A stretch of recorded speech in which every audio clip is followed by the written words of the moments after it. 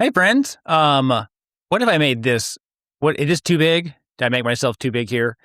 Um, we'll say I didn't. Anyways, we're at a post that I find to be actually one of the more difficult ones, mainly because of both the personal confession that I take to something like a youth sport too seriously, but also because so many people play and they're still in my worlds and they're still my friends.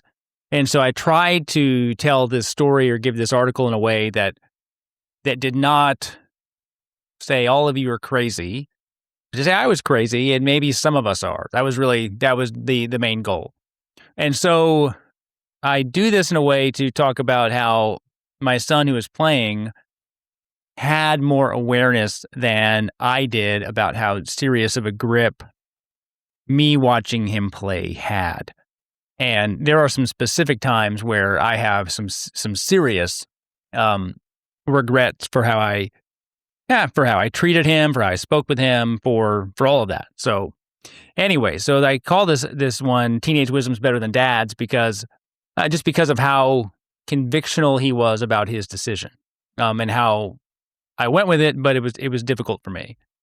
So anyways, we start this by just going to fall 2020. If you go to my office, you'll see kind of over my right shoulder, a picture of that first team that I got to coach and the kids I got to know. In fact, it's neat because one of those kids now currently is a part of the youth group at our church and the student ministry. Another one is at school with the same guy, and another one's at church. Like, I know these families, I know a number of these families still. So it's a fun thing, but I did get into it as a way to help our family do this. Now, to this little part, having never played and the how I treated it, I want to talk about how when people say, "Hey, you're just a volunteer," and I'm speaking specifically from the perspective of church work, and they go, "Oh, you're just a volunteer, so you can do a bad job." I never want to do a bad job. So if it's in church, you go, "Oh, Hans, you're being paid at church, and so of course you're going to do a good job. It's like your job."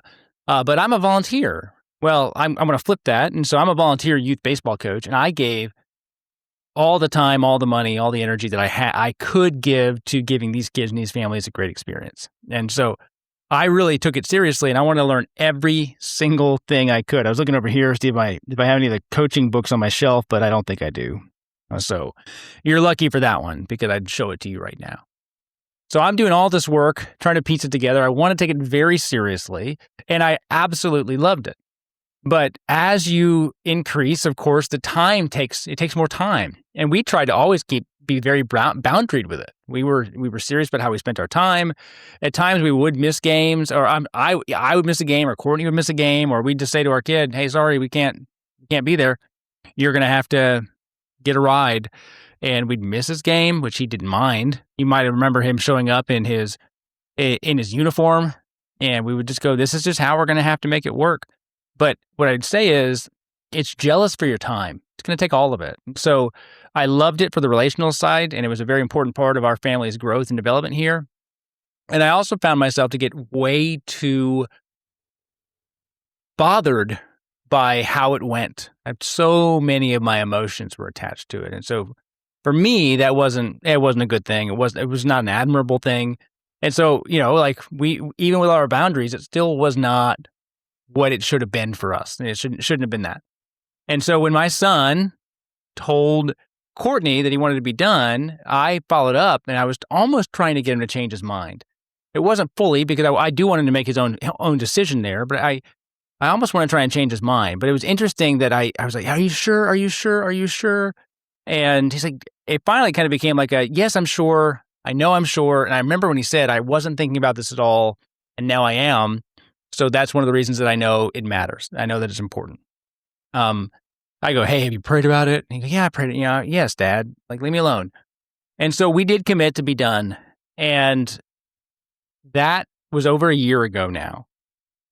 And it really did change our family. Well, I call it the best decisions, the one I didn't make. And I'm learning as my kids get older just how seriously they're taking their own faith, their own growth, and their own decisions. And he made a decision I wasn't willing to make, but in making that decision, it actually did change our family. It changed our weekends. It changed our energies. It changed our attention, our joy.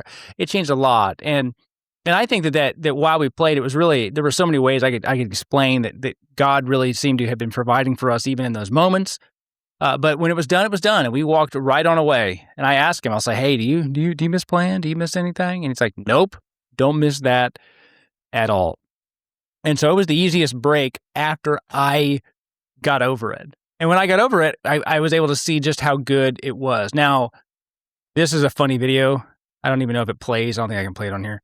But I would encourage you to watch it because he plays disc golf a lot now. And this video he just made recently, and it's him trying to hit a disc golf with a bat. And so at least the bat's still getting used. But I say this to go, it really is as a way to realize that as a dad, my son's growing up, and as he grows up, he's making some of his own decisions about what's important and what's not.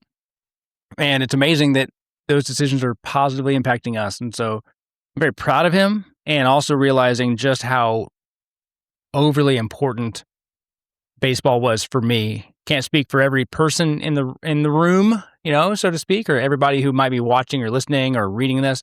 But I can speak for myself. And I also, having seen it, know there are a lot of people who take this way too seriously, and not a great thing. So I was grateful to the Lord that my son made a really good decision that calmed our whole family down. And I credit him with a lot of that. I credit him with the decision and just the way that he sought it and communicated it and then did it. And it was a big boy decision. And so I'm very proud of him. And this is what was behind that article.